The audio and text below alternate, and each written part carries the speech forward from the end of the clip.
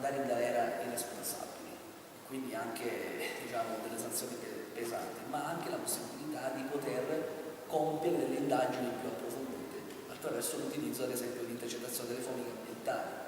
La possibilità di utilizzare questi strumenti investigativi ha consentito di fatto, è stata la chiave di volta per scoprire le vere teste dei traffici illeciti di rifiuti, che non sono solamente i trasportatori, cioè coloro i quali poi scaricano i rifiuti sul terreno agricolo o in una cava abbandonata, ma sono veri e propri imprenditori che mettono in piedi una filiera che si muove sul mercato illegale, tesa a offrire dei servizi a chi produce rifiuti a costi bassissimi. Quindi questo delitto ambientale, con la possibilità di utilizzare questi strumenti investigativi, ha consentito di individuare l'identikit del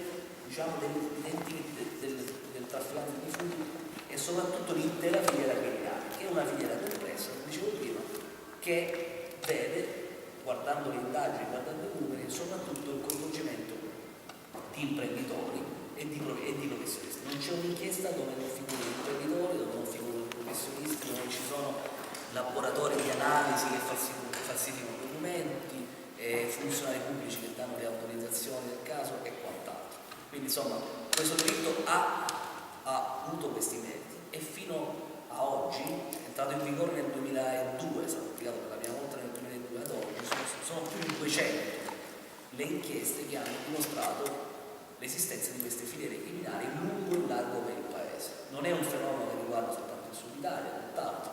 Se si guardano al numero delle procure impegnate, sono equamente distribuiti tra centro, nord e sud, anzi il centro-nord sono nel centro-nord delle aree maggiormente interessate da questo flusso illegale di rifiuti, soprattutto inizialmente dal nord al sud, era la classica rotta, c'era la rotta tirrenica, la rotta adriatica.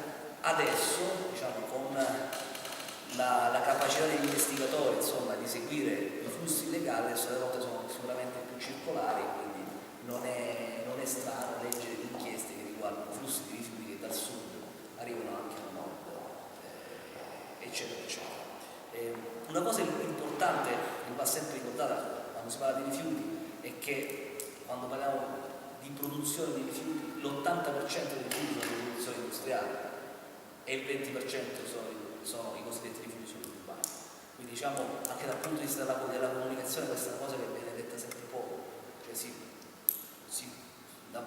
per quanto riguarda i cicli virtuosi della gestione dei rifiuti si fa sempre riferimento giustamente alle politiche delle amministrazioni pubbliche nella gestione dei rifiuti suburbani, quelli rappresentano il 20%, mentre l'80% dei rifiuti invece è lasciato al libero mercato con la libertà di potersi muovere lungo e largo per il nostro paese, e anche questo, l'assenza di controlli, l'incapacità anche di comprendere la gravità del fenomeno ha consentito una sorta di deregulation in materia che ha fatto sì che questi rifiuti girassero in lungo e largo per il nostro paese, anche perché quelli più costosi da poter trattare, da poter smaltire. Se nel caso di rifiuti suburbani il prezzo dello smaltimento è intorno ai 100 euro a tonnellata, nel caso di rifiuti speciali pericolosi il prezzo sale anche a 600 euro.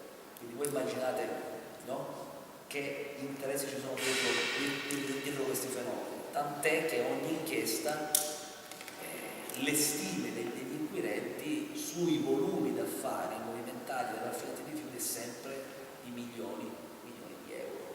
Insomma, sicuramente è questo un elemento che va sempre tenuto in considerazione. Fondamentale ricordare che per quanto riguarda i rifiuti solidi urbani sostanzialmente c'è un divieto di uscire dai confini regionali, salvo ovviamente ordinanza mette a livello di rifiuti speciali, questi possono, ripeto, girare tranquillamente. Per quanto riguarda la stima del volume di rifiuti trafficati illegalmente, noi non possiamo che rifarci al censimento che fa il Ministero dell'Ambiente ogni anno attraverso la sua agenzia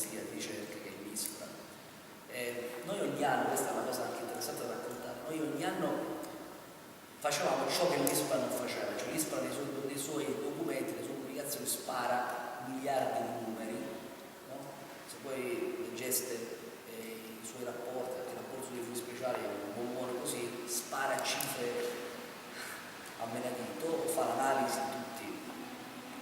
l'analisi in maniera chirurgica di ciascun settore, premesso che il censimento, non so se vi interessa questo settore meteorologico.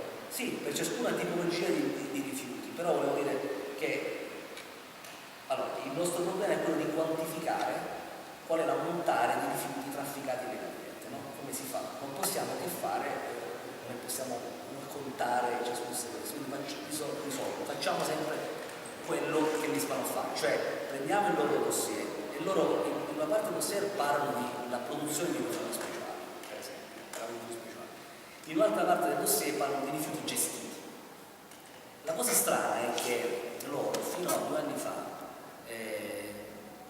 non dicevano, no? Non facevano la sottrazione tra i rifiuti prodotti e i rifiuti gestiti. La facevamo noi, non facevamo l'associazione ambientalista, che diceva all'ISPRA ogni volta: senti, tu ci dici che sono stati prodotti 130 milioni di rifiuti, sono stati gestiti 110, che fine fanno più o meno 30 milioni di tonnellate di rifiuti speciali? Che se li volessimo rappresentare graficamente sarebbero una montagna con base di 3 ettari, quasi 3 campi di calcio in base, e un'altezza pari a 3100 metri come l'Etna. Quello è il quantitativo di rifiuti spariti nel nulla in un solo anno, pensate, in un solo anno. Una montagna quanto l'Etna di rifiuti industriali, rifiuti speciali, pericolosi o non, trafficati illegalmente dalle varie consorterie criminali che sparivano dalla contabilità ufficiale e che noi ritrovavamo nella miriade di inchieste e di sequestri fatti dagli inquirenti.